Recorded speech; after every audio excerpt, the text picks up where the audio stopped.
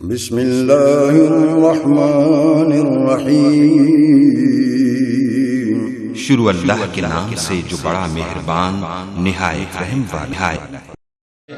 بلا تاخیر اور بلا تمہید خطاب کے لیے دعوت دینے والا ہوں جرنیل اہل حدیث اور پوری دنیا میں حق و باطل کے درمیان ہونے والی ایک کشمکش میں اسلام کے بے باک ترجمان اور میڈیا پر اور خاص طور پہ سوشل میڈیا پر ترجمان کتاب و سنت اور پاسبان منہج سلف صالحین فضیلت الشیخ حضرت علامہ قاری خلیل الرحمن جاوید صاحب، ذرا زوردار نعرہ لگائیے، نعرہ تکبیر، ہاتھ کھڑے کر کے نعرہ تکبیر۔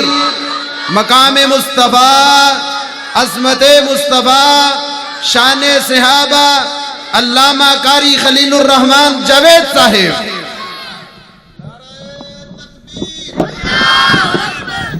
الحمد لله المنعم المحسن الديان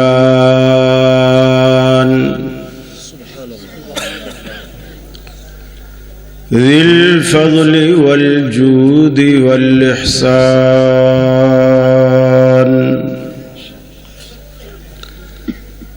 ذي الكرم والمغفرة والامتنان، والصلاة والسلام على سيد الأنبياء خير الأنام وعلى آله وأصحابه وأزواجه العظام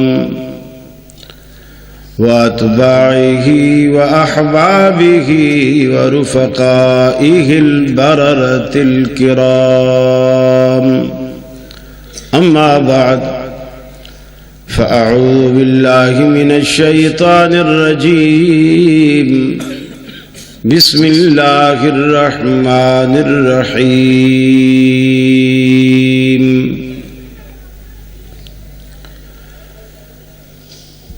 وَإِذْ أَخَذَ اللَّهُ مِيثَاقَ النَّبِيِّينَ لَمَا آتَيْتُكُم مِّن كِتَابٍ وَحِكْمَةٍ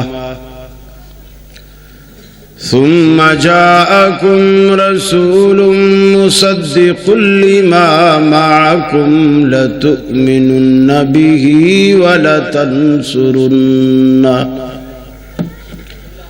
قال أأقررتم وأخذتم على ذلكم إسري؟ قالوا أقررنا، قال فاشهدوا وأنا معكم من الشاهدين۔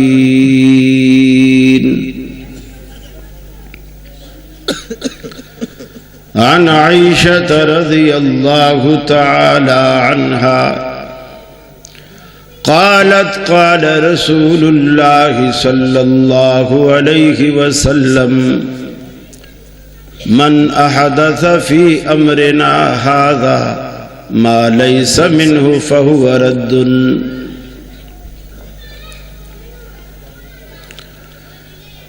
یہ مقصد ہے کہ دنیا سے جہالت دور ہو جائے، کلام اللہ سے مومن کا دل پر نور ہو جائے۔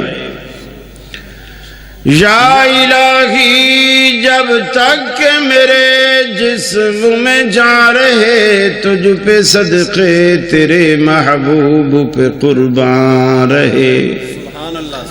میں رہوں یا نہ رہوں پر دل کی ہے یہ دعا، دین احمد اور عزت قرآن رہے۔ الہی، ہم میں پھر وہ صدیق سا ایمان پیدا کر، عمر فاروق سا کوئی جری انسان پیدا کر، رگے تحریک کٹ جائے دم عثمان پیدا کر، علی المرتضی شیر خدا کی آن پیدا کر۔ عزیز ساتھیوں، دوستوں اور بزرگوں، واجب الاحترام علماء کرام،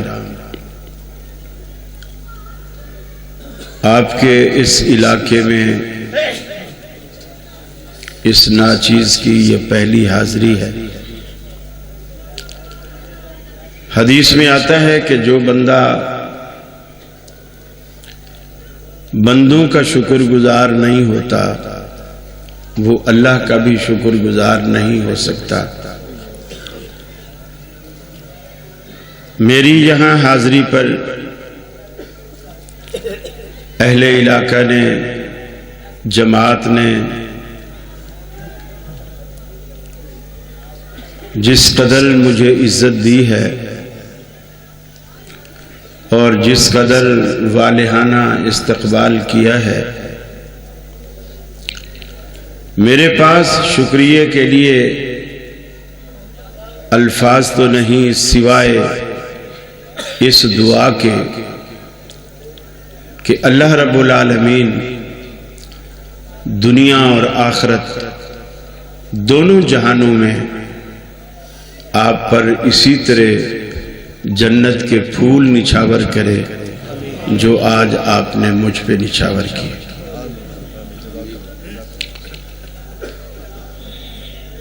دنیا میں اصل کام ہی یہی ہے، کسی کو عزت دو اور عزت لو، اور اس وقت اس کام کی بہت ضرورت ہے۔ اس سے محبت بھی بڑھتی ہے، ایک دوسرے کا احترام کرنا سیکھو، چھوٹے اور بڑے کا احترام کرنا سیکھو۔ نبی کریم کے نام پر جب ہم سیرت کے جلسے کرتے ہیں، اس کا بنیادی مقصد یہی ہوتا ہے کہ نبی رحمت صلی اللہ علیہ وسلم کی سیرت کی جھلک ہماری زندگی میں بھی پیدا ہو جائے۔ دیکھیے، ہر جگہ میں نے دیکھا لوگ علماء سے درخواست کرتے ہیں، پرچیاں لکھ کے بھیجتے ہیں، خطیب سے درخواست کرتے ہیں، کل میرا انٹرویو ہے، کل میری فلاں معاملہ ہے، آپ دعا فرمائیے۔ مولوی صاحب دعا کرتے ہیں، لیکن سمندری والوں ایک بات آج پلے باندھ لو، نبی کریم صلی اللہ علیہ وسلم نے پوری زندگی کبھی بھی یہ نہیں فرمایا کہ کسی امام مسجد کی یا خطیب مسجد کی دعا اللہ رد نہیں کرتا، کبھی نہیں فرمایا۔ لیکن آپ نے یہ ضرور فرمایا کہ دعوت الوالد لولدہ، جب کوئی باپ اپنی اولاد کے لیے دعا کرتا ہے اللہ اسے رد نہیں کرتا۔ تو آپ مولویوں سے تو پرچی لکھ کے درخواست کرتے ہو، ماں باپ سے دعا کیوں نہیں کرواتے؟ جس کی گارنٹی اللہ کے حبیب نے دی ہے کہ ان کی دعا رد نہیں ہوتی، پھر ماں باپ کو پرچی لکھنے کی ضرورت بھی نہیں پڑتی۔ اتنا آسان سسٹم ہے۔ ابا کام کاج کر کے آیا، تھکا ہوا لیٹا ہے، امی سارا دن گھر کے کام کاج کر کے تھکی ہوئی لیٹی ہے، آپ دعا لینا چاہتے ہیں، آپ کو کہنے کی ضرورت نہیں امی میرے لیے دعا کرو، کل میرا امتحان ہے، کل میرا انٹرویو ہے، نہیں، آپ چارپائی پر 35 سے بیٹھ جائیں، اپنا ہاتھ پاؤں پہ رکھیں اور آہستہ آہستہ دبانا شروع کر دیں. یہ جو دبانا ہے یہ گویا آپ نے دعا والے بٹن پہ ہاتھ رکھ دیا ہے. آپ دباتے جائیں گے اور وہ دعائیں دیتے جائیں گے. جیتے رہو بیٹا، سدا سکھی رہو بیٹا، ترقیاں کرو بیٹا. بعض تو بزرگ یہ بھی کہہ دیتے ہیں اللہ کرے میری عمر بھی تمہیں لگ جائے. ماں باپ کو دکھایا نہ کرو، ان کی عزت کرو. جن کے سروں پر ماں باپ کا سایہ موجود ہے وہ خوش نصیب ہے، وہ ان کا خیال رکھیں. مجھے انتظامیہ کی طرف سے حکم ملا ہے، آپ کے جو پروگرام کا اس کا جو اصل عنوان ہے مقام مصطفیٰ صلی اللہ علیہ وسلم، اسی پر انشاءاللہ میں آپ سے گفتگو کروں گا. اللہ سے دعا ہے مجھے حق کہنے کی اور آپ کو حق سننے سمجھنے کی، اور پھر ہم سب کو عمل کی توفیق عطا فرمائے. بس میری آپ سے ایک ہی درخواست ہے کہ آپ توجہ سے محبت سے گفتگو کو سنیں. رات کا کافی حصہ گزر چکا، کافی اچھے علماء مجھ سے باقبل بیان کر چکے، میرے بعد بھی الحمدللہ کافی علماء موجود ہیں. آپ انشاءاللہ بیان سنیں گے اور امید ہے کہ انہوں نے آپ کو کھانا بھی کھلایا ہوگا کہ نہیں کھلایا؟ اچھا ماشاءاللہ. اصل میں ان کو آپ پر اعتبار نہیں ہے. سندھ میں کھانا پہلے کھلا دیتے ہیں اور پھر بھی لوگ بیٹھے رہتے ہیں، اور یہاں میرا خیال ہے اگر کھلا دیتے تو یا تو آپ سو جاتے یا چلے جاتے. آپ بھی اپنی عادت بدل لیں تو انشاءاللہ انتظامیہ بھی اپنی عادت بدل لے گی انشاءاللہ. ویسے بھی انتظار اچھا ہے کھانے کا. میں اکثر ایک بات سنایا کرتا ہوں کہ ایک نا بس میں ایک خاتون آ کے بیٹھی، اس کے ساتھ اس کا بچہ بھی تھا، اور برابر سیٹ میں ایک مولوی صاحب آ کے بیٹھے. سفر لمبا تھا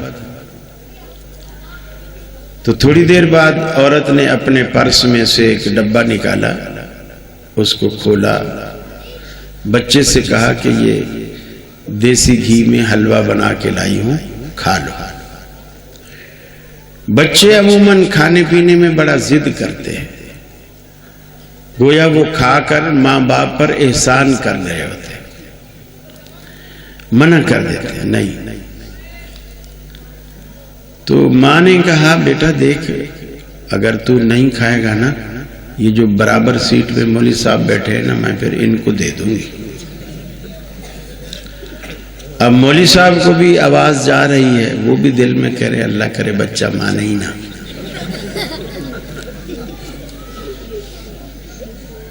جب سفر تھوڑا اور گزر گیا اور ماں نے پھر ٹفن نکالا اور بچے کو اسی طرح کہا، بچے نے پھر انکار کیا اور وہ پرس میں رکھنے لگی. تو اب مولوی صاحب بولے بہن جی جو بھی فیصلہ کرنا ہے جلدی سے کر لو، میں تمہارے حلوے کے چکر میں اپنے گھر سے بھی 2 سٹاپ آگے آ گیا. تو جب مولوی حلوے کے چکر میں گھر سے 2 سٹاپ آگے جا سکتا ہے تو گھنٹہ پونا گھنٹہ تو آپ بھی پلاؤ کے چکر میں ہمیں دے ہی سکتے ہیں نا انشاءاللہ. اللہ تعالیٰ آپ کو خوش رکھے، اسی طرح ہنستا بستا رکھے، ہمیشہ آپ کی زندگی کو اللہ رب العالمین خوشیوں سے بھر دے. دیکھیے ایک وہ ہستی ہوتی ہے جس کو لوگوں نے چنا ہوتا ہے. جیسے کوئی الیکشن سے آگے آتا ہے، عہدہ لے لیتا ہے، لوگ اسے سلیکٹ کرتے ہیں. اور ایک وہ ہستی ہے جسے اللہ نے چنا ہے. ظاہر بات ہے دونوں کے رتبے میں بڑا فرق ہے۔ دنیا میں جتنے امام، جتنے پیر، جتنے فقیر اور جتنے منصب والے دنیا میں موجود ہیں،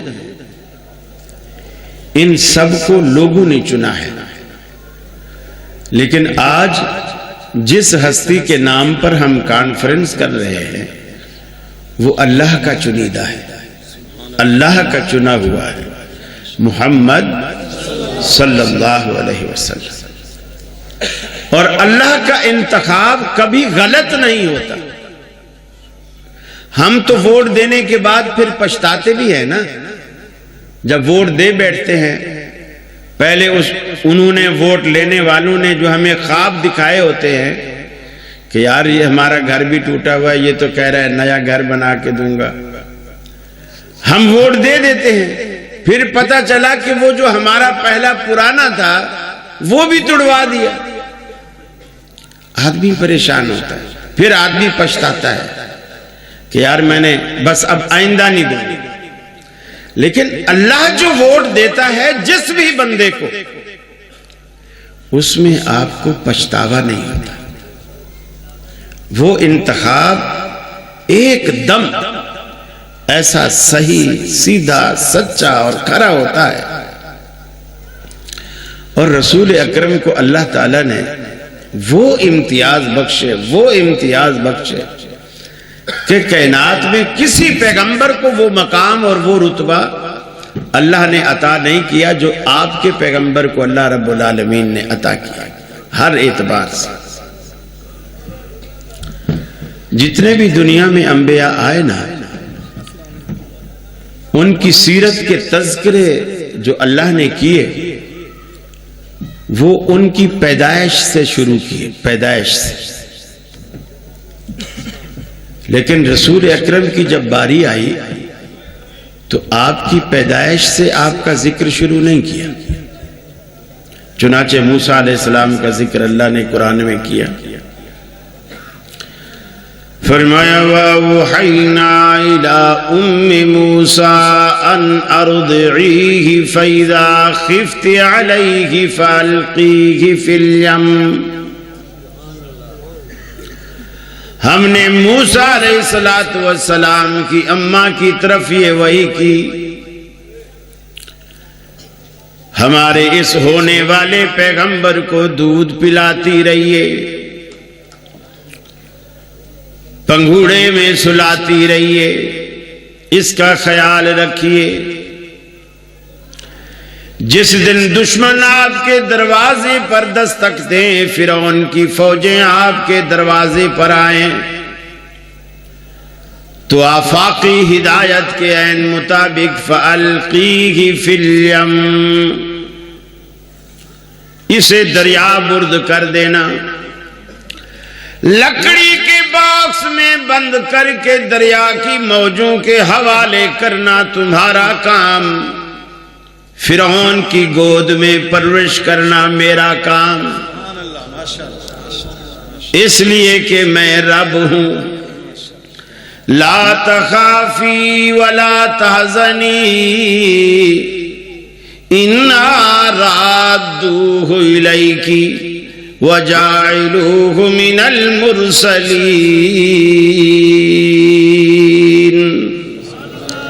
فرمایا گھبرائیے نہیں، خوف نہ کیجیے، غم نہ کیجیے۔ موسیٰ علیہ السلام کی ماں نے عرض کی، اللہ کے اے اللہ الہ العالمین، میں اس بچے کی ماں ہوں، دریا بدھ کر تو دوں، کل کو میری مامتا تڑپے گی، میں بچے کو ملنے کو میرا جی چاہے گا، میں سینے سے لگانا چاہوں گی، کیسے لگاؤں؟ فرمایا اِنَّا رَادُّوهُ إِلَيْكَ،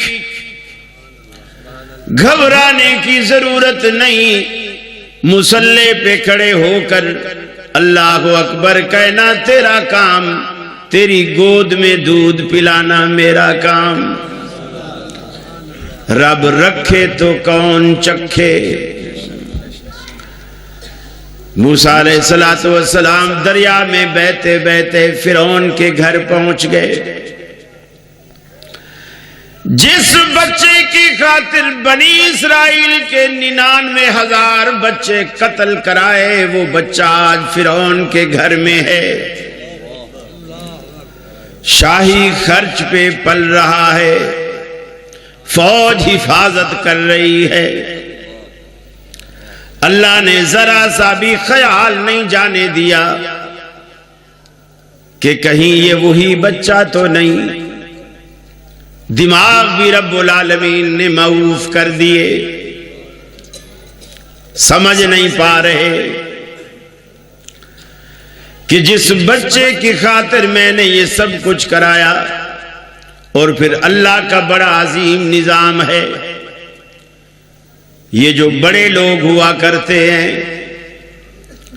اپنی جوروں کے، اپنی بیوی کے بڑے غلام ہوا کرتے ہیں، ہر جگہ بولیں گے، لیکن بیگم کے سامنے نہیں بول سکتے، بھلے بیگم پیرنی ہو یا نہ ہو، اس کے سامنے بول نہیں سکتے۔ آپ میں بھی اگر کوئی بڑے بیٹھے ہوں تو آپ ان سے پوچھ سکتے ہیں، انشاءاللہ میری بات کی تصدیق کریں گے۔ اور اللہ نے فرعون کو زبان بند کرانے کے لیے اور اس کو اپنے منصوبے سے ہٹانے کے لیے حضرت آسیہ جو فرعون کی گھر والی تھی اس کو آگے کیا۔ اور جب آسیہ نے کہا کہ نہیں ہم اسے بیٹا بنائیں گے، فرعون آگے ایک لفظ بھی نہیں کہہ سکا، ایک لفظ بھی نہیں کہہ سکا۔ تو موسیٰ علیہ السلام کی ولادت کا اللہ نے تذکرہ کیا تو موسیٰ علیہ السلام کی پیدائش سے کیا۔ عیسیٰ علیہ السلام کی ولادت کا تذکرہ کیا اللہ نے ان کی پیدائش سے کیا۔ فرمایا وَاذْكُرْ فِي الْكِتَابِ مریم، محبوبم کبھی کبھی قرآن کے آئینہ میں مریم علیہ السلام کے حسن و جمال کی جھلک بھی دیکھ لیا کیجئے۔ وَاذْكُرْ فِي الْكِتَابِ مریم اِذِ انتبذت من اہلها مکانا شرقیا، جب اللہ رب العالمین کے حکم سے اپنے گھر والوں سے علیحدہ ایک اکیلے مکان میں شرقی جانب چلی گئی، فاتخذت من دونہم حجابا فارسلنا الیہا روحنا فتمثل لہا بشرا سویا، گھر والوں سے الگ ہو کر حجاب میں آ گئی، پردے میں آ گئی، ویرانے میں آ گئی۔ ہم نے حضرت جبریل علیہ السلام کو بالکل انسانی شکل میں ایک نوجوان لڑکے کی صورت میں مریم علیہ السلام کے سامنے کھڑا کر دیا۔ نوجوان مریم ہے، نوجوان فرشتہ ہے جو انسانی روپ دھارے ہوئے ہے، خلوت ہے، علیحدگی ہے، لیکن شرم و حیا والی مریم کیا جواب دیتی ہیں؟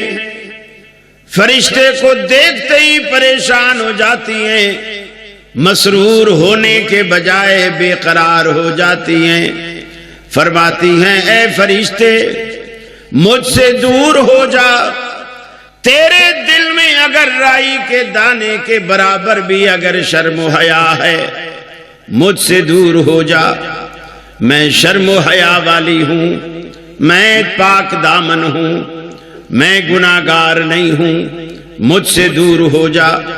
جب فرشتے نے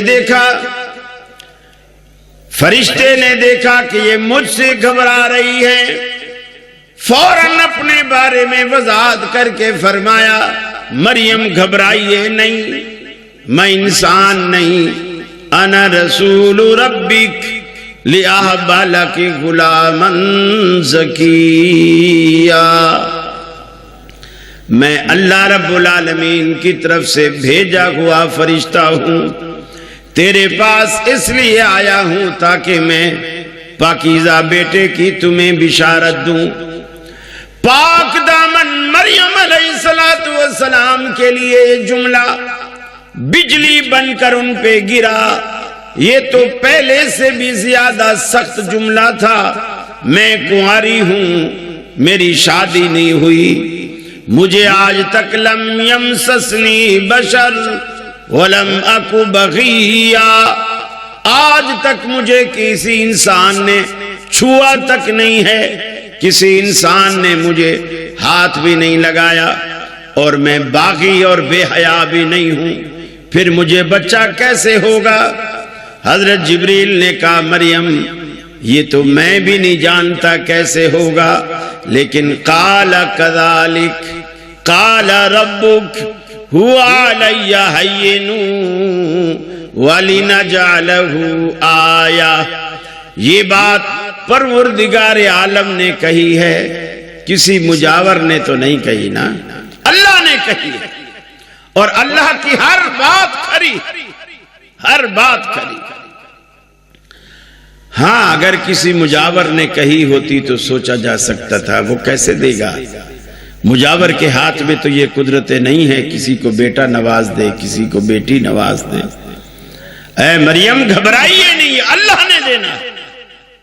مریم علیہ السلام بھی اور زیادہ پریشان ہے کہ میں نے آخر قوم میں واپس جانا ہے، قوم کو کیا منہ دکھاؤں گا، یہ بچہ گود میں لے کر قوم کے پاس کیسے جاؤں گی؟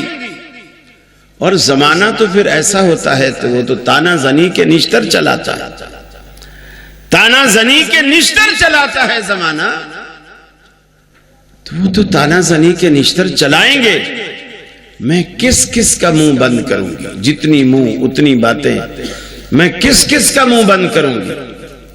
اور پھر یہاں جنگل میں رہنا ہے، یہاں پانی نہیں ہے، یہاں کھانے کی کوئی چیز نہیں ہے، میں یہاں کیسے زندگی گزاروں گا؟ اللہ رب العالمین نے فرمایا مریم گھبرائیے نہیں، یہ جو سامنے کھجور کی سوکھی ٹہنی نظر آ رہی ہے، ہزی الیکی بجذع النخلہ تساقط علیکی رطبا جنیا، یہ جو سوکھی ٹہنی تمہیں نظر آ رہی ہے اس کو پکڑ کے ذرا ہلائیے تو صحیح، اس سوکھی ٹہنی کو ہلا دینا تیرا کام، سوکھی ٹہنی سے تازہ کھجوریں پیش کرنا میرا کام، یہ آپ کے کھانے کا بھی انتظام ہو گیا، اور رہا پینے کا معاملہ تحتا کی سریا، جس وادی میں آپ موجود ہو اس کے نیچے آپ ذرا دیکھو تو صحیح، ہم نے ٹھنڈے اور میٹھے پانی کے چشمے کا انتظام کر دیا۔ اب اللہ رب العالمین نے فرمایا اس بچے کو جو ہم عطا کرنے والے ہیں گود میں لے کر ان کھجوروں کو کھاتی رہیے، چشمے کا پانی پیتی رہیے، وَقَرِّي عَيْنَا، اور جبین اطہر سے، عیسیٰ علیہ السلام کی جبین اطہر سے پھوٹنے والی نبوت کی کرنوں سے اپنی آنکھوں کو ٹھنڈا بھی کرتے رہیے۔ رہا معاملہ قوم کا، جب قوم کے پاس جاؤ قوم سوال کرے گی بچہ کہاں سے لائی ہو، ان کو کچھ بھی جواب نہ دینا، بالکل اپنے بچے کی طرف اشارہ کر کے کہنا کہ اس سے پوچھو کہاں سے آیا، کیسے آیا، کس نے بھیجا۔ چنانچہ جب قوم کے پاس گئی، قوم نے تانا زنی کے نشتر چلائے، اور تانا زنی کے نشتر چلا کر کے کہا یا اخت ہارون، اے ہارون جیسے بے داغ بھائی کی بہن، تو نے یہ کیا گل کھلایا، یا اخت ہارون ما کان ابوک امرأ سوء وما کانت امک بغیا، تیرا تو باپ بھی ایسا نہ تھا، تیری تو ماں بھی ایسی نہ تھی، تو نے کنواری ہو کر کے گود بسا لی، کیا گل کھلایا۔ خاندان کے لوگ نسبتیں یاد دلواتے ہیں نا کہ تو فلاں کا بیٹا، فلاں کا بھائی ہو کر تو یہ کام کرتا ہے۔ مریم علیہ السلام کو اسی طرح تانا زنی کے نشتر چلائے، خاندانی نسبتیں یاد دلائی گئی۔ چنانچہ مریم علیہ السلام نے آفاقی ہدایت کے عین مطابق کچھ نہیں بولا، بچے کی طرف اشارہ کیا۔ فاشارت الیہ قالوا کیف نکلم من کان فی المہد صبیا، ساری کی ساری قوم سراپا احتجاج بن کر کہنے لگی، مریم کیا تو ہمیں بے وقوف سمجھتی ہے؟ آپ کہتی ہو کہ اس بچے سے پوچھو، وہ بچہ جو ابھی دودھ پیتا ہے، من کان فی المہد صبیا، جو ابھی پنگھوڑے میں لیٹا ہے، گود میں لیٹا ہے، وہ بچہ ہمارے اتنے سنجیدہ سوالوں کے جواب کیسے دے گا؟ کیا تو ہمیں بے وقوف بناتی ہے؟ اللہ رب العالمین نے فرمایا، اے عیسیٰ، اگرچہ تیری عمر میں بچے نہیں بولا کرتے، مگر آج تجھے بولنے کی ضرورت ہے، تو بول، اور بول بھی یوں کہ تیرا بولنا میری قدرت کاملہ کا قیامت تک آنے والی نسلوں کے لیے شاہکار بن جائے۔ چنانچہ عیسیٰ علیہ السلام بولے، فرمایا قال انی عبد اللہ، اے دنیا والو، میں مشکوک النسل نہیں، میں عبدیت کاملہ کا تاریخی نشان ہوں۔ انی عبد اللہ، میں تو اللہ کا بندہ ہوں۔ آتانی الکتاب وجعلنی نبیا وجعلنی مبارکا اینما کنت واوصانی بالصلاۃ والزکاۃ ما دمت حیا، اللہ نے مجھے بابرکت بھی بنا دیا، مجھے کتاب بھی عطا کر دی، مجھ پر نماز اور زکوٰۃ کی وصیت بھی فرما دی، اور میں جہاں کہیں بھی ہوں اللہ رب العالمین نے مجھے بابرکت بنا دیا۔ عیسیٰ علیہ السلام کا بھی اللہ نے تذکرہ کیا تو ان کی ولادت سے کیا۔ اب آئی ہمارے پیغمبر جناب محمد رسول اللہ صلی اللہ علیہ وسلم کی باری، تو اللہ نے انداز سارا بدل دیا، سارا انداز بدل دیا۔ آپ کا تذکرہ اللہ نے قرآن میں آپ کی ولادت سے شروع نہیں کیا، ولادت سے شروع نہیں کیا، بلکہ اس وقت سے کیا جب ابھی دنیا بنی ہی نہیں تھی، دنیا بنی ہی نہیں تھی، اس وقت سے جناب محمد الرسول اللہ صلی اللہ علیہ وسلم کا تذکرہ کیا۔ چنانچہ قرآن کہتا ہے، فرمایا وَإِذْ أَخَذَ اللَّهُ مِيثَاقَ النَّبِيِّينَ لَمَا آتَيْتُكُم مِّن كِتَابٍ وَحِكْمَةٍ، وہ پل یاد کرو، وہ لمحہ یاد کرو، وہ وقت یاد کرو جب اللہ رب العالمین نے عالم ارواح میں دنیا میں آنے والے تمام انبیاء کی روحوں کو رب العالمین نے جمع کیا، انبیاء کی روحیں جمع کر کے ان سے ایک سوال کیا، اس میں ایک قرارداد رکھی تمام انبیاء سے۔ اللہ رب العالمین نے ایک وعدہ لیا، لما آتیتکم من کتاب و حکمہ، میں تمہیں دنیا میں بھیجوں گا، میں تمہیں کتاب و حکمت سے نوازوں گا، علم و حکمت سے نوازوں گا، کسی کو تورات عطا کروں گا، کسی کو زبور عطا کروں گا، کسی کو انجیل عطا کروں گا، کسی کو صحیفے عطا کروں گا، لیکن ثم جاءکم رسول، تمہاری موجودگی میں اگر ہمارا آخری تاجدار آمنہ کا لال جناب محمد الرسول اللہ صلی اللہ علیہ وسلم اگر آ جائے تمہاری موجودگی میں، اس وقت تمہاری ذمہ داری کیا ہوگی؟ لَتُؤْمِنُنَّ بِهِ وَلَتَنْصُرُنَّ، تم ضرور بے ضرور اس کے ساتھ ایمان بھی لاؤ گے، اس کی نصرت و تائید بھی کرو گے۔ کب؟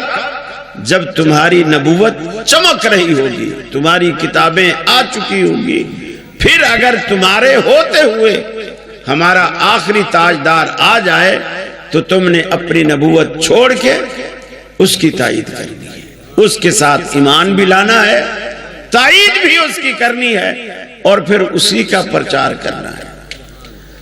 اب یہ کہنے کے بعد اللہ نے انبیاء سے کہا، فرمایا قال اقررتم، کیا تم نے میری یہ بات مان لی؟ اقرار کرتے ہو؟ جیسے کسی کانفرنس میں اسٹیج سیکرٹری جو ہے وہ آپ سے سوال کرتا ہے، یہ قرارداد ہے کہ آپ منظور کرتے ہو؟ ہاتھ اٹھا کے جی بتاؤ کہ جی، پھر آپ ہاتھ اٹھا کے کہتے ہیں جی ہم تائید کرتے ہیں۔ اللہ تعالیٰ نے سوال کیا اقررتم، کیا تم نے میری یہ قرارداد منظور کر لی؟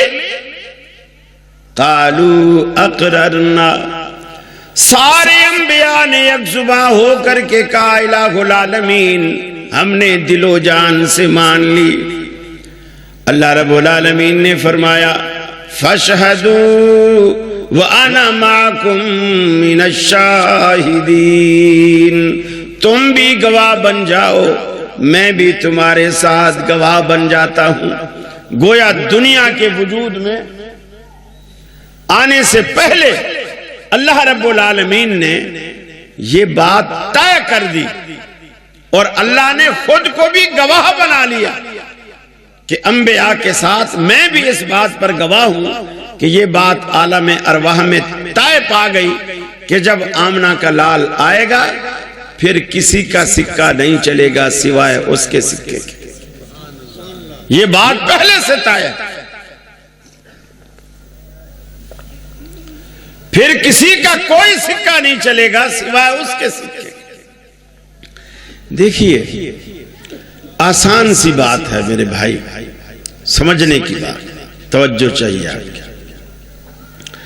آپ لوگ جب ماشاءاللہ حج پہ جاتے ہیں یا عمرے پہ جاتے ہیں، آپ کا سارا عمل حج کا بھی عمرے کا بھی مکے کے اندر ہو جاتا ہے۔ عمرے کا تو سارا حرم کے اندر ہی ہو جاتا ہے۔ حج کے لیے آپ کو حرم سے باہر تھوڑا عرفات میں، مینا میں، مزدلفہ میں، لیکن وہ بھی مکہ کی حدود کے اندر ہے۔ سارا کام آپ کا وہاں ہو جاتا ہے، لیکن اس کے باوجود ہم یہ کہتے ہیں کہ یار مکے تک تو آئے کھڑے ہیں، چلو مدینے سے بھی ہوتے جائیں، مدینے کی بھی زیارت کر لیں۔ حالانکہ مدینے میں نہ حج ہے نہ مدینے میں عمرہ ہے، حج عمرہ مدینے میں نہیں ہے۔ حتیٰ کہ رسول اکرم صلی اللہ علیہ وسلم بھی جب حج کی نیت سے یا عمرے کی نیت سے آتے تو آپ مدینہ سے مکے کی طرف سفر کرتے۔ مدینے میں حج عمرے کا کوئی رکن موجود نہیں ہے، سارا مکے میں ہے۔ لیکن ہم یہ سوچتے ہیں کہ ہم لاکھوں روپے بھر کر جب مکے تک آئے کھڑے ہیں تو چلو مسجد نبوی کی زیارت بھی کرتے جائیں، روضہ رسول کی زیارت بھی کرتے جائیں، درود و سلام بھی پڑھتے جائیں۔ ہم اس جذبے اور اس محبت کے تحت مکے سے ہو آتے ہیں، یہ بات مدینے سے ہو آتے ہیں۔ یہ بات آپ اپنے دماغ میں بٹھائیں۔ اب میں ایک سوال اور آپ سے کرتا ہوں، نبی کریم صلی اللہ علیہ وسلم کو ہم سے رخصت ہوئے تقریباً آپ جو مشہور جملہ ہے 14 صدیاں بیت گئی، ویسے تو زیادہ بیت گئی لیکن مشہور جملہ ہے کہ 14 صدیاں بیت گئی اور ٹھیک رسول اللہ صلی اللہ علیہ وسلم کے دنیا سے رخصت ہونے کے بعد امام ابو حنیفہ رحمہ اللہ یہ تقریباً 70 سال بعد پیدا ہوتے ہیں. 70 سال بعد پیدا ہوتے ہیں. آپ ان کے بچپن، لڑکپن، جوانی، پھر پڑھنے کی عمر، یہ ساری ملا کے آپ 25-30 سال یہ بھی لگا دیں. 70 سال رسول اللہ صلی اللہ علیہ وسلم کے بعد پیدائش ہوئی، 25-30 سال یہ پڑھنے کے لگا لو تو پورا 100 سال ہو گیا. پورا 100 سال ہو گیا. تو نبی کریم کے بعد 1 صدی گزرنے کے بعد امام صاحب تیار ہو گئے، امام بن گئے. اب امام تک جانے کے لیے، اب سے وہاں تک جانے کے لیے کتنا صدی کا فاصلہ ہے؟ 13 صدی. چونکہ یہ 100 سال بعد آئے، 13 صدیوں کا. اور رسول اللہ صلی اللہ علیہ وسلم تک جانے کے لیے 14 صدیوں کا. بیچ میں فرق کتنی صدی کا ہے؟ 1 صدی کا. امام صاحب ہے کوفے میں،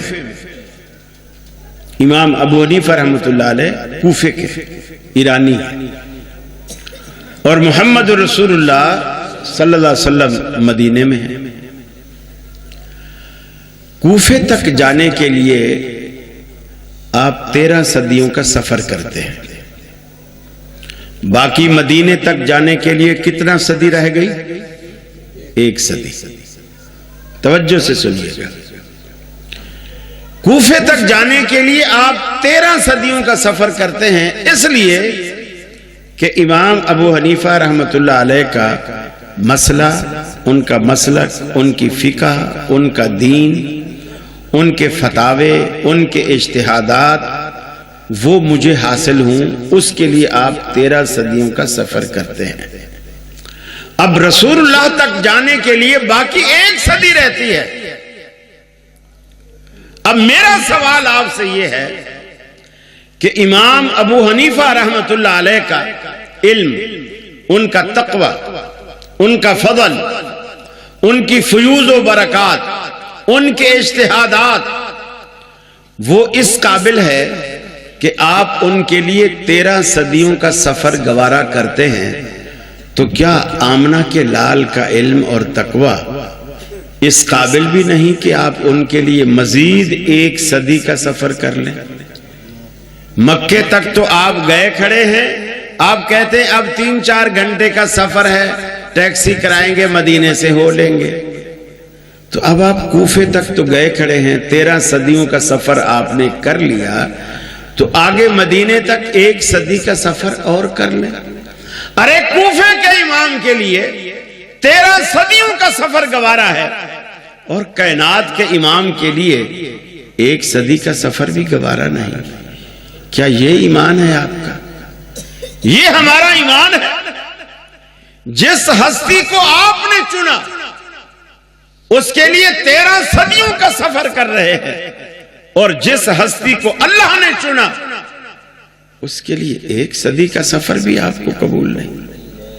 یہ سوچئے گا، تنہائی میں بیٹھ کے، خلوت میں بیٹھ کے سوچئے گا کہ کراچی والا آپ سے کچھ سوال کر کے گیا تھا. اپنے مولویوں سے بھی پوچھئے گا، وہ بھی بتائیں گے آپ کو. آپ سوچئے گا انشاءاللہ. دیکھیے، جب دین پیچھے والوں سے لینا ہے تو آخر تک آپ کیوں نہیں جا رہے؟ آخر تک کیوں نہیں جا رہے؟ اب لوگ آپ کو دھوکہ دیں گے اور کہیں گے کہ بھی دیکھو، یہ جو آج کل کے 14ویں صدی کے جو مولوی ہیں، امام ابو حنیفہ رحمۃ اللہ علیہ ان سے بہتر تھے کہ نہیں تھے؟ ہر کوئی بولے گا بہتر تھے. مجھ سے بھی کوئی پوچھے گا کہ تم سے امام صاحب بہتر تھے یا نہیں تھے، میں بھی بولوں گا مجھ سے بہتر تھے. ہر کوئی بولے گا بہتر تھے. تو پھر ہم آپ کی کیوں مانیں، ہم ان کی کیوں نہ مانیں؟ میں کہتا ہوں تو نے سوال ہی غلط کیا ہے. میرا تو امام صاحب سے کوئی مقابلہ ہی نہیں ہے، میں تو ان کے پاؤں کی خاک کے برابر بھی نہیں، میرا تو کوئی مقابلہ نہیں ہے. آپ 14ویں صدی کو پہلی صدی سے ملا رہے ہو. سوال اصل یہ ہے محمد الرسول اللہ صلی اللہ علیہ وسلم کا زمانہ، آپ کی ذات وہ بہتر ہے یا 100 سال بعد امام صاحب کا زمانہ؟ اب میں آپ سے سوال کرتا ہوں، نبی پاک کا زمانہ بہتر ہے، اور آپ نے خود فرمایا، آپ نے فرمایا خیر القرون قرنی، سب سے بہترین زمانہ میرا زمانہ۔ پھر فرمایا ثم الذین یلونہم، پھر میرے صحابہ کا زمانہ، ثم الذین یلونہم، پھر جو ان کے قریب یعنی تابعین کا زمانہ۔ گویا سب سے بہتری میرے زمانے میں ہے۔ جیسے جیسے لوگ میرے زمانے سے دور ہوتے چلے جائیں گے اس بہتری میں کمی آتی چلی جائے گی، کمی آتی چلی جائے گی۔ جب آپ پیچھے جا ہی رہے ہیں تو آپ 1300 سال پیچھے نہ جائیں، 1400 سال پیچھے جائیں، 1 صدی کا سفر اور بھی کر لیں اور نبی تک جا کر پھر آپ بات کریں۔ اب آپ دیکھیے رسول اکرم صلی اللہ علیہ وسلم نے کیا فرمایا۔ حدیث میں آتا ہے، بخاری کی روایت ہے، جب اللہ تعالیٰ نے آپ کو یہ نہیں بتایا تھا کہ آپ تمام دنیا میں تمام لوگوں سے آپ افضل ہیں، اس وقت آپ صحابہ کرام سے کہا کرتے تھے کہ مجھے موسیٰ علیہ السلام پر فضیلت نہ دو، مجھے موسیٰ علیہ السلام پر فضیلت نہ دو۔ پھر آپ فرماتے تھے کہ جب قیامت کا دن ہوگا، دوسری دفعہ سور پھونکا جائے گا، پہلی دفعہ پھونکا جائے گا تو دنیا ختم ہو جائے گی، جب دوسری دفعہ پھونکا جائے گا تو دنیا پھر سے آباد ہوگی۔ تو فرمایا جب دوسری دفعہ سور پھونکا جائے گا تو آپ نے فرمایا سب سے پہلے میں اٹھوں گا، سب سے پہلے میں اٹھوں گا، لیکن جب میں اٹھوں گا تو میں دیکھوں گا موسیٰ علیہ السلام اللہ کا عرش کا پایا تھامے کھڑے ہوئے۔ تو آپ نے فرمایا مجھے موسیٰ پر فضیلت نہ دو، لیکن جب اللہ نے آپ کو بتا دیا کہ آپ تمام دنیا میں تمام لوگوں سے افضل ہیں تو آپ نے پھر اعلان فرمایا انا سید ولد آدم ولا فخر، میں تمام آدمیت کا سردار ہوں، اور یہ بات میں فخر کے طور پر نہیں اظہار حقیقت کے طور پر کہہ رہا ہوں کہ انا سید ولد آدم، اللہ نے مجھے تمام انسانیت کا سردار بنایا۔ تو آپ سردار بن کر آئے ہیں۔ آپ فرماتے ہیں، مثال دیتے ہیں موسیٰ علیہ السلام کی، وہ مثال کیا دیتے ہیں؟ فرمایا لو بدا لکم موسیٰ فاتبعتموہ وترکتمونی، اگر موسیٰ علیہ السلام تم میں دوبارہ آ جائیں، لو بدا لکم موسیٰ، موسیٰ علیہ السلام تم میں دوبارہ آ جائیں، فاتبعتموہ، اور تم اس کی پیروی شروع کر دو، وَتَرَكْتُمُونِي، اور میں محمد صلی اللہ علیہ وسلم کو چھوڑ دو، لَذَلَلْتُمْ عَنْ سَوَاءِ السَّبِيلِ، اللہ کے سچے پیغمبر موسیٰ علیہ السلام کی پیروی میرے آنے کے بعد تمہیں گمراہ کر دے گی۔ نبی مکرم کے آنے کے بعد اللہ کے سچے پیغمبر موسیٰ علیہ السلام کی اتباع اور پیروی جب گمراہی کا باعث بن سکتی ہے، کسی امتی کی پیروی ہدایت کا باعث کیسے بنے گی؟ ابھی نہیں، گھر میں جا کے سوچئے گا، گھر میں جا کے سوچئے گا۔ حضرت عمر فاروق تورات کا ایک ورق، ایک صفحہ لے کر کے آئے، اللہ کے رسول کے سامنے پڑھنے لگے، آپ کا غصے سے ایک رنگ آئے ایک رنگ جائے۔ صدیق اکبر نے دیکھا اور حضرت عمر سے کہا، عمر اللہ کے رسول کے چہرے کو نہیں دیکھتے ہو، کیسے غضبناک ہو رہا ہے۔ سیدنا فاروق اعظم نے تورات کے ورق کو ایک طرف رکھا اور فرمایا رضیت باللہ ربا، وبالاسلام دینا وبمحمد نبیا، میں اللہ کے رب ہونے پر، اسلام کے دین ہونے پر اور محمد صلی اللہ علیہ وسلم کے رسول ہونے پر راضی ہوں۔ اللہ کے رسول میں تو صرف تصدیق کے لیے یہ تورات کا ایک صفحہ صرف تصدیق کے لیے لے کر کے آیا تھا، میں کوئی اس پر عمل کرنا نہیں چاہتا۔ اب اللہ کے حبیب نے کیا فرمایا؟ عمر تو تورات کا ایک صفحہ لے کر کے آیا ہے، لو کان موسیٰ حیًّا، خود وہ پیغمبر جس پر اللہ نے یہ پوری کی پوری تورات نازل کی، صاحب تورات پیغمبر موسیٰ علیہ السلام، لو کان موسیٰ حیًّا، اگر موسیٰ علیہ السلام آج زندہ ہوتے، ما وسعہ الا اتباعی، اور وہ آج جنت میں جانا چاہتے میرے آنے کے بعد، آج موسیٰ علیہ السلام زندہ ہوتے اور وہ جنت میں جانا چاہتے، ما وسعہ الا اتباعی، انہیں بھی جنت میں جانے کے لیے میری سنت کے در کے سوا کوئی در نظر نہ آتا۔ اللہ کا پیغمبر سچا موسیٰ علیہ السلام بھی میرے آنے کے بعد اگر جنت میں جانا چاہتے تو انہیں بھی میری سنت کی پیروی کے سوا کوئی در نظر نہ آتا۔ رسول اللہ صلی اللہ علیہ وسلم کو اللہ نے بڑا امتیاز دیا، بڑا امتیاز ہر اعتبار سے۔ آپ نے فرمایا دشمن مجھ سے کئی میل کی مسافت پر ہوتا ہے اور اللہ تعالیٰ دشمن کے دل میں میرا روب ڈال دیتا ہے، بہت دور ہوتا اور میرا روب اس کے دل میں ڈال دیتا ہے۔ اور اللہ نے مجھے جوامع الکلم عطا کیے ہیں کہ وہ بات جو دنیا کے لوگ ہزاروں صفحات گھنٹے 2 گھنٹے لگا کر کسی کو سمجھاتے ہیں، میں وہ بات ایک سطر میں سمجھا دیتا ہوں۔ اللہ کے حبیب نے فرمایا یہ اللہ نے مجھے یہ کمال دیا، پھر یہ بھی امتیاز بخشا۔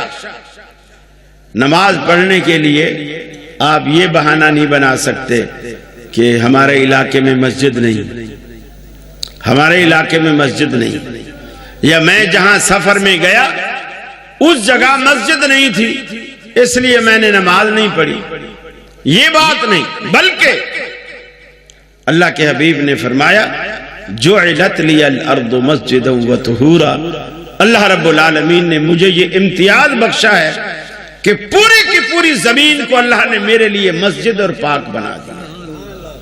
یہ عذر ہی ختم ہو گیا کہ نماز کہاں پڑھوں، مسجد نہیں، فرمایا پوری زمین میرے لیے اللہ نے مسجد بنا۔ فرمایا اللہ نے مجھ پر یہ بھی امتیاز بخشا کہ پہلے جو لوگ جنگیں کرتے تھے مال غنیمت کوئی کسی کا لوٹ نہیں سکتا تھا، فرمایا اللہ نے مجھ پر مال غنیمت کو حلال کیا، مال غنیمت کو حلال کیا۔ اور اب جو صحابہ جنگیں لڑتے تھے، کفار جو اپنا مال و متاع میدان میں چھوڑ کر بھاگ جاتے تھے، وہ مسلمانوں پر حلال ہوتا تھا۔ یہ بھی اللہ کے رسول کو امتیاز بخشا گیا۔ پھر آپ سے پہلے انبیاء کے لیے اتنی مشکلیں تھی، کپڑا گندا بھی ہو جاتا تھا، ناپاک ہو جاتا تھا، جو حصہ گندا ہو گیا ہے اسے کاٹنا پڑتا تھا۔ اللہ کے حبیب کو اللہ تعالیٰ نے وہ رعایت دی کہ پانی سے دھو لو کپڑا پاک۔ آپ پھر کسی پیغمبر کو اللہ تعالیٰ نے یہ سہولت نہیں دی کہ پانی نہ ہو تو بیچارہ کیا کرے، اس کو غسل بھی کرنا ہے، اس کو وضو بھی کرنا ہے۔ رسول اللہ صلی اللہ علیہ وسلم کی امت کو اللہ تعالیٰ نے یہ سہولت دی ہے کہ پانی تو ہر جگہ نہیں ہوتا لیکن مٹی تو ہر جگہ ہوتی ہے، تو فرمایا آپ مٹی سے تیمم کریں، فَتَيَمَّمُوا صَعِيدًا طَيِّبًا، پاک مٹی پہ ہاتھ لگاؤ، اگر ہاتھوں کو زیادہ مٹی لگ گئی ہے ایسے جھاڑ دو اور اس کو پہلے منہ پہ پھیر لو، پھر دوبارہ لگاؤ اور اس طرح ہاتھوں پہ پھیر لو۔ یہ کونی تک گھمانے کی ضرورت نہیں ہے، یہ جو کچھ لوگوں نے طریقہ بنایا ہوا یہ پھر یہ نہیں، بس پہلے دائیں ہاتھ پہ پھر بائیں ہاتھ پہ۔ یہ اللہ تبارک و تعالیٰ کے رسول کو اللہ تعالیٰ نے امتیازات عطا کیے جو دوسرے انبیاء کو اللہ رب العالمین نے عطا نہیں کیے۔ تو میرے بھائی اسی طرح ایک صحابی کو آپ نے دیکھا وہ بیٹھ کر نماز پڑھتا ہے، آپ نے فرمایا تو کیوں بیٹھ کر نماز پڑھتا ہے؟ اس نے کہا یا رسول اللہ میں نے آپ کو بیٹھ کر پڑھتے ہوئے دیکھا ہے اس لیے پڑھتا ہوں۔ آپ نے فرمایا میں جب بیٹھ کر پڑھتا ہوں میرا رب مجھے پورا ثواب دیتا ہے، اور تم جب بیٹھ کر پڑھتے ہو تمہیں آدھا ثواب ملتا ہے۔ تو آدھا ثواب کیوں لیتے ہو؟ پورا ثواب لیا کرو نا۔ تو اللہ کے رسول کو یہ امتیاز ہے کہ آپ بیٹھ کر بھی نماز پڑھیں تو اللہ ثواب میں کمی نہیں کرتا، پورا ثواب دیتا ہے ہر لحاظ سے۔ تو اس لیے دنیا میں کوئی ایک میرا بتائیے گا وقت میرا کتنا رہ گیا، چونکہ میرے پاس گھڑی نہیں ہے، یعنی 5 منٹ باقی۔ ٹھیک ہے، آپ کے لیے خوشخبری ہے، الحمدللہ 5 منٹ میرے باقی ہیں، انشاءاللہ پھر آپ کا ذائقہ بدل جائے گا اور نیا خطیب آپ کو سننے کو ملے گا۔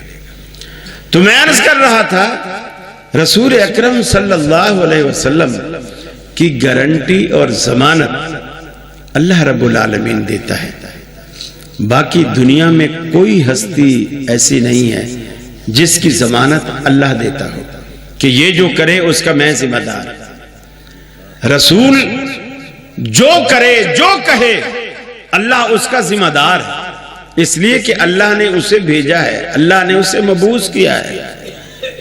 اور پھر جن لوگوں کو اللہ کے رسول نے چنا ہے اپنے بعد ان کا بھی وہی مقام اور رتبہ ہے، ان کا بھی وہی مقام اور رتبہ ہے جس کو اللہ کے حبیب نے اپنے بعد چنا ہے۔